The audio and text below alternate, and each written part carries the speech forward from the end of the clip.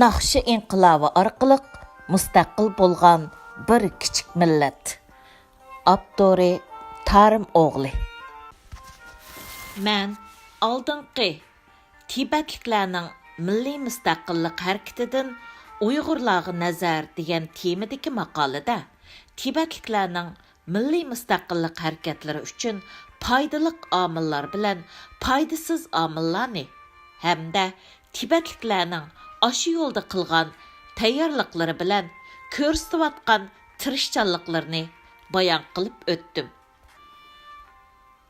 Tibetliklarning milliy mustaqillik harakatini qo'llash yuzidan bir qism Tayvanlik siyosiy faoliyatchilar Naqshi inqilobi degan bir parcha inglizcha sin hujjatining tilini ko'z yesh qilib turib, Xitoychaga tarjima qilib, uni aslidagi filmning ko'rinishining ostida Xitoycha chiqadigan qilib kirgizib qo'yibdi.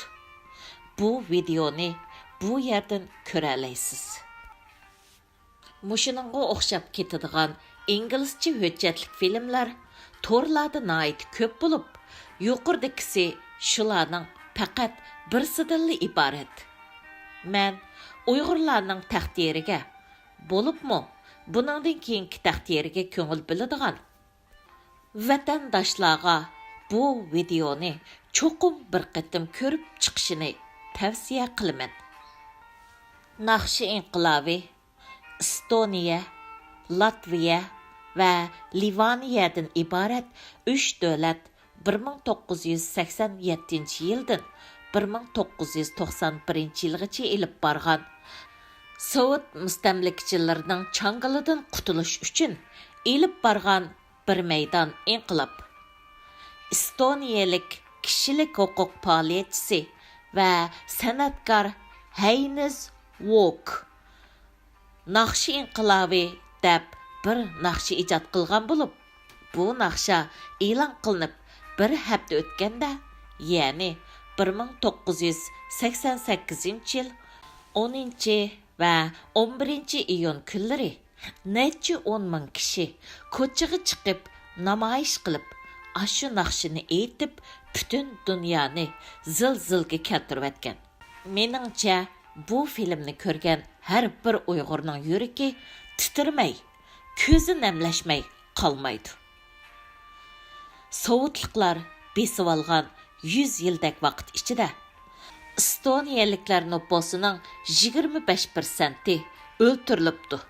Ammo Estoniya xalqi buninglik bilan umidni uzib qo'ymay, milliy mustaqil ko'rishini toki mustaqil bo'lguncha davomlashtiribdi. Estoniyada hurmatga sazovor qahramonlar hargizmi oqso'ngaklar ordisidan chiqqan emas, balki odatdagi kambag'al qo'ton egallardan chiqqan. Ular bir o'tning atrofida o'ltirib, saqlab, kuzatib, faqat muvofiq payt kelgandilar, ondan amaliy ishga o'tgan. Savr bir qoral, ehtiyotjonlik bir xil yaxshi fazilat. Mana bular ashu filmda deyilgan bir qancha eg'iz so'zlar. Yuqoridagi videoga Xitoycha so'zlarni kirgizganlar mundaq deydi. Estoniyaliklarning oran 1 million nüfus bor. Ularning necha avlod kishilari uzildirmay va tavranmay kurash qilib, eng oxiri milliy mustaqillikka erishibdi. Ammo Tayvanda 20 milliondan ko'p nüfus bor. Turibmi? Bizning BDTda bir kishilik o'rnimiz yo'q. Tayvan xalqi 40 yildan ko'proq vaqt jarayonida beshtadan kechirgan bo'zaq qilinish va zulm, ezilishlarni so'z bilan ifodalash mumkin emas. Tayvanliklar ko'p yillardan buyon Xitoy Kompartiyasining zarbasiga va besishiga uchrab kelgan bo'lib, ular Xitoy hokimiyatidan intayin norozi.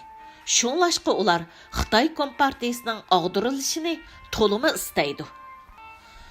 Estoniyaning nüfusi oran 1 million bo'lib, u dunyodagi eng kichik davlatlarning biri.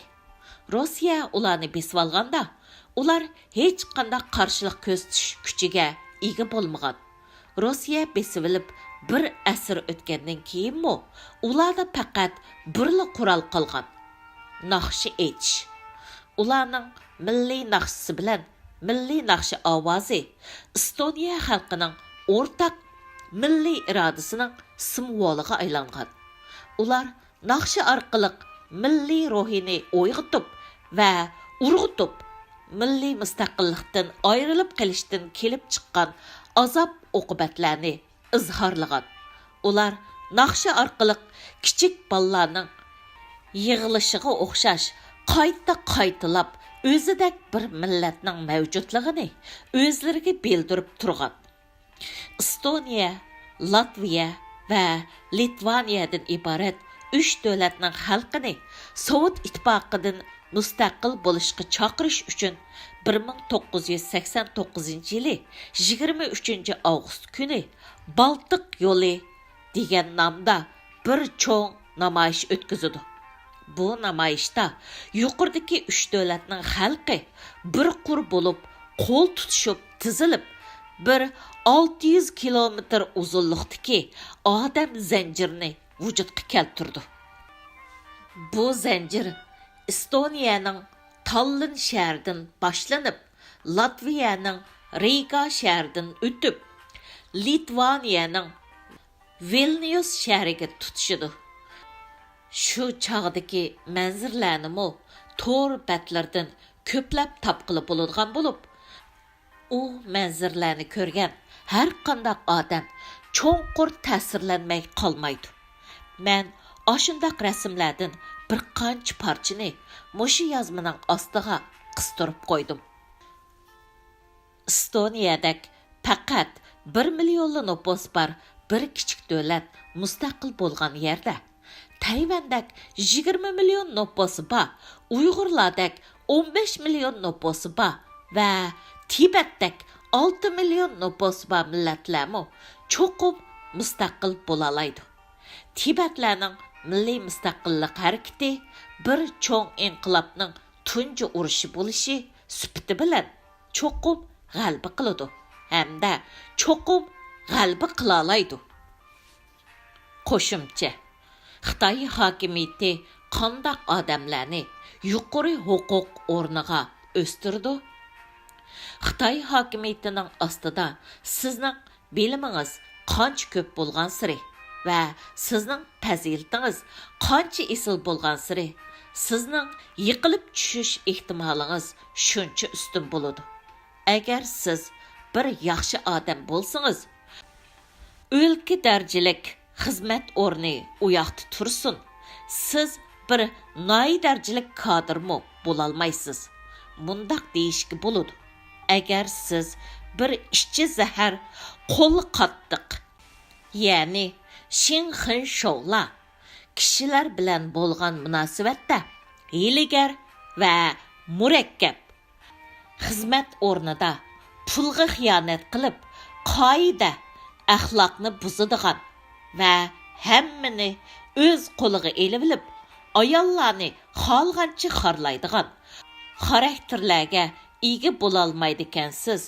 Siz huquqda hargizmi o'salmaysiz. Ayollarni xolgancha o'ynaydigan va pul xiyonat qiladigan bir xil alohida oila an'anasiga ega bo'lmagan ahvolda siz hargizmi xizmat natijangiz bilan o'salmaysiz. Yuqoridagi shartlarni hozirlamagan bo'lsangiz, Xitoy hukumatı hargizmi sizning huquqingizni o'stirmaydi. Xitoy rahbarlari yuqoridagi shartlarga to'shmagan odamlarni o'stirib qo'ysa, o'z huquqlaridan ayrilib qilishdan noita ansiraydi. Shunglashqa Xitoyda faqat mehnat odamlarla o'salaydi. Yuqoridagi mazmun Vujaminning deganlari. U bayonning isboti uchun hozir va burun Uyg'ur elida huquq tutib baqqan Wang Lechuan va Qin Chuango qatorliq Xitoy rahbarlariga qarab baqsangiz, hamda Qin Chuango bilan uningdan burun boshliq bo'lgan Jiang Qunshanni selishtirib baqsangiz bo'ladi.